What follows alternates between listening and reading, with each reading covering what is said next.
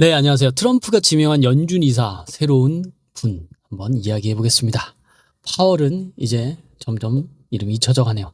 1번 아드리아나 쿠글러 연준 이사는 2026년 1월 말이 임기인데 2025년 8월에 조기 사임을 의사를 밝혔습니다. 임기도 얼마 남지 않았고 올해 가을 학기에 워싱턴 DC 조지타운 대학교에 교수로 복귀하기 위해서 조기 사임을 했다고 합니다. 연준 이사는 7명으로 14년 임기입니다. 파월은 7명의 연준 이사 중 1명이면서 연준 의장을 맡고 있죠.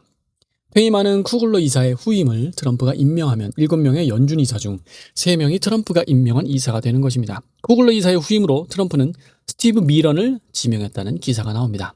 미런. 앞으로 엄청 자주 들을 것 같습니다. 스티브 미런은 백악관 경제자문위원회 위원장입니다. 2025년 보스턴대를 졸업하고 2010년에 하버드 대학에서 경제학 박사를 받은 후 허드슨 베이 캐피털의 수석 전략가가 되었습니다. 2020년 문우신 재무장관의 경제정책 고문을 맡으면서 정계에 입문했고 트럼프의 경제 책사가 됩니다. 미라는 24년 11월 41페이지짜리 신박한 보고서를 발표합니다. 내용이 워낙 파격적이다 보니 미란 보고서라는 이름으로 내용이 퍼졌습니다. 미국 국가 부채인 미국 국채를 미국의 힘을 이용해서 채무 조정을 하라는 것이 미란 보고서의 핵심 주장입니다. 미국의 국가 부채는 감당하기 힘든 수준으로 늘어나고 있습니다. 잠깐 표를 보고 말씀드리자면 1995년에 4.2 트릴리언이었습니다. 그리고 현재 2022년 미국 부채는 11 트릴리언입니다. 3배가 증가했네요.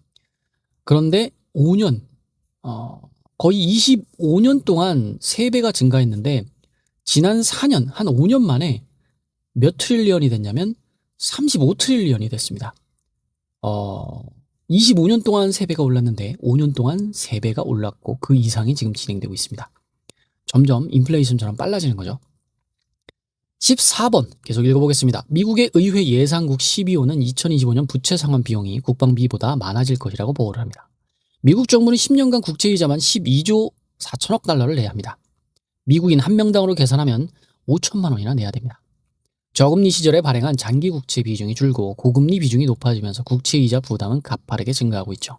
미라는 기존의 미국 국채를 제로 쿠폰의 100년짜리 국채로 교체를 해서 국채이자를 줄여나가라고 제언을 하고 있습니다. 대단한 발상이죠. 그런데 한번 계속 읽어보겠습니다. 주요 대상은 미국의 무역 흑자를 내는 국가들입니다. 우리나라도 마찬가지겠네요. 이자 한 푼 안 주고 원금을 100년 뒤에 돌려주겠다는 국채를 어느 나라가 사겠냐고 질문할 수 있습니다. 미라는 당근으로는 살 사람이 나오지 않을 것이라고 이야기하고 있습니다. 채찍을 줘야 한다는 말이죠. 미국의 안보 우산과 관세라는 채찍으로 100년짜리 무이자 국채를 사게 만들어야 한다고 주장하고 있습니다. 방위비를 더 분담하라는 수준이 아닙니다. 미국이 안보 우산을 씌워주니 100년짜리 무이자 국채를 사라고 요구한다는 것이죠. 안보 우산 외에도 관세를 낮춰주는 협상 조건으로 100년짜리 국채를 제시할 수도 있다고 합니다. 관세 이미 포석을 다 깔아놨죠. 원금을 100년 뒤에 준다는데 이자 한 푼 붙지 않는 국채는 가치가 형편없을 것입니다. 지금의 미국 국채처럼 필요할 때 팔아서 외환위기에 대응하기도 힘든 자산입니다. 미라는 100년 국채를 넘기는 대신 그만큼의 달러 스와프 라인을 제공해서 외환위기 가능성을 해결해주면 된다고 하고 있습니다. 신규가 아니라 미국 기존 국채에 대해서도 이야기하고 있습니다. 외환 유동성 고갈에 대비하는 준비 자산을 제공하는 대가로 국채 사용료를 부과하면 된다고 합니다. 4년짜리 국채라면 사용료 4%를 받아서 국채이자를 없애면 된다는 말입니다. 이것이 성공하면 미국은 국가부채에서 해방되는 역사적인 일이 일어나고 트럼프의 말어라고 자택에서 이것을 발표한다는 것입니다. 26년 3월 주요 국가 재무장관들을 불러서 말어라고 합의를 받아내는 것을 트럼프 정책팀이 진지하게 검토하고 있다고 합니다. 미란 보고서를 읽어보면 익숙한 느낌이 들 수 있죠. 미란 보고서의 핵심 내용은 미국이 신용회복을 신청해서 채무 탕감을 받으라는 말이죠. 여기에 신용회복은 파산 직전에 신청하는 개인회생 및 신용회복의 그 신용회복이 맞습니다. 후임 연준 이사로 대단한 주장을 하는 사람이 내정된 것 같습니다. 한 줄 코멘트입니다. 미란 보고서는 등 하굣길에 골목을 지나가는데 일진이 잠깐 구석에서 보자고 부르는 느낌의 레포트입니다. 이런 보고서를 쓴 사람을 연준 이사로 지명하는 트럼프도 어떤 의미에서는 대단합니다. 연준 이사 7명 중 3명이 이런 사람으로 채워줬고 파월만 바꾸면 과반이 됩니다. 이거 댓글이 너무 궁금합니다. 댓글 좀 읽어보겠습니다. 요거 좀 길지만 한번 읽어보겠습니다. 공감님이라는 댓글입니다. 과거로부터 한반도는 중국이 강할 땐 침략을 받거나 위기에 처했고 중국이 분열되거나 왕조가 바뀔 땐 한숨 돌리면서 한반도의 왕조도 바뀌거나 했었습니다. 외교의 기본적인 원칙은 원교 근공이라 먼 거리의 적과 손잡고 가까운 적을 친다인데 그동안은 원거리의 강력한 우방국인 미국과 손을 잡고 북중의 위협에 대응해 왔던 정석적인 입장이었지만 그 강력한 우방인 미국이 변해가고 있네요. 이번 관세 협상도 말만 협상이지 기존 FTA는 완전히 폐기된 거나 마찬가지고 일본이나 EU에 비하면 국력 대비 과하게 털린 셈인데 국민들 60%는 잘했다는 평가라니 어이도 없고 이번 정권이 미국의 뭔가 큰 약점을 지지 않는 이상 나오기 어려운 결과라는 생각밖에 들지 않는군요. 9.11 테러 때만 해도 아무 생각 없이 미국에 고소하다는 감정이었다면 지금은 미국이 이렇게 인심을 잃으면 중국이 더 이루어질 텐데 라는 생각이 듭니다. 솔직히 중국이 미국처럼 된다면 청이 쳐들어와도 신년의 왕이 명황제에게 제사 드리는 조선시대처럼 되기 딱이라. 글쎄요. 관세 협상 잘했다고 하는 거 이거는 뭐 상대적이겠지만 저는 그렇습니다. 사실 비교하는 건 싫어하지만 다른 주변 국가들에 비해서 15%면 잘 받았다라고 저는 생각을 하고 있습니다.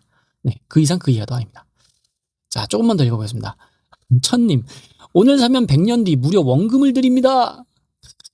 100년 쿠폰 만기 1년쯤 남았을 때 99년 전에 순수한 원금 받아보세요. 99년 전 그 화폐로 돌려드립니다. 라고 광고하면 수요가 좀 있을까요? 이거 마치 그런 느낌이죠. 100년 전에 화폐 돌려드리겠습니다 하고 조개 껍질 주는 느낌인데요. 그죠? 조개 껍질 지금 필요도 없는데. 네. 저는 뻔뻔한 당당함은 어디서 나오는 건지.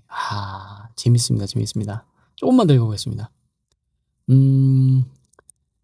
즐거운 인생님의 댓글입니다. 굿모닝 메르님, 말어라고 합의를 기획한 미란이라니. 미국의 일진짓이 어디까지 가능할지 궁금하네요. 미국의 신용회복을 전 세계가 감당하라. 이게 좀 걱정이 됩니다. 조금 있다가 제가 제 생각을 챗GPT한테 물어본 거 잠깐만 이야기 한번 해볼게요. 맞는지 안 맞는지 나중에 알게 되겠죠. 자, 파월만 바꾸면 지구의 일진이 합법적으로 삥을 뜯겠군요. 그 아래 댓글. 그러네요. 카카카. 그 아래 댓글. 반장이 일진이니 일단 까라면 까야겠죠. 부반장들도 속이 시꺼먼 게 만만치 않은 놈들이라 반장을 바꿔도 뭐 어쩌쩌쩌. 그 아래. 비유 잘 치십니다. 오늘도 좋은 하루 되세요. 그 아래 좋은 하루 되세요. 삥 정도 뜯으면 다행인데 기붕 뿌리를 뽑아갈 것 같아서 기둥 뿌리를 뽑아갈 것 같아서 걱정입니다. 그러니까 저도 여기 좀 걱정이네. 그 아래 댓글. 그 기둥 한두 개쯤은 남겨줄걸요? 또 이번 달 25일쯤 기둥 몇 개 더 뜯길지 걱정입니다. 25일 뭐 있나요? 제가 잘 몰라서. 이렇게 생각했습니다. 그런데 미국 국채를 저렇게 남용을 하게 되면 미국 국채의 신뢰도가 떨어지잖아요. 신뢰도가 떨어지면 미국 국채를 안 삽니다. 국채를 안 사면 국채 가격이 떨어지겠죠. 그럼 국채 가격이 떨어지면 미국 금리가 오릅니다. 현재 4.5인가요? 4.25인가요? 이 금리가 오르면 미국의 신뢰도가 하락했다는 증거고, 그러면 반대로 미국의 달러가 약해지니까 상대적으로 다른 나라의 자국 화폐에 원하라 그래야 되나요? 그게 강세가 그러니까 약세가 되는 거죠. 지금 1,400원인데 1,500원, 1,600원 이거 장담 못 합니다. 계속 올라가는 거예요. 우리가 잘해서 올라가는 게 아니라 미국이 이상한 짓을 하니까 우리나라께 올라가는 거예요. 이게 우리 환율이 1,500원, 1,600원 되는 걸 원화 약세라고 하죠. 강세면 더 내려지는 거죠. 이게 좀 헷갈릴 수 있는데. 아무튼 이게 좀 걱정이 됩니다. 그러면 또 이것도 좀 재밌네요. 이게 아무리 달러 100년짜리 채권을 준다고 해도 그걸 달러 수합의 조건을 한다고 해도 달러 수합 의미가 있을까요? 달러가 약해지는데. 그러면 기축통화는 도대체 누가 책임져야 되죠? 저는 이게 좀 의문이 듭니다. 그렇다고 우리가 중국 위안화를 살 수도 없잖아요. 루블화 살 수도 없고. EU도 안 되고. 그럼 남은 건 금이나 코인밖에 없는데. 코인을 좀 담아볼까요? 잘 모르겠습니다. 제 생각은 아무튼 여기까지 미쳤고 오늘도 정말 좋은 글 감사합니다. 많이 배웠습니다. 감사합니다.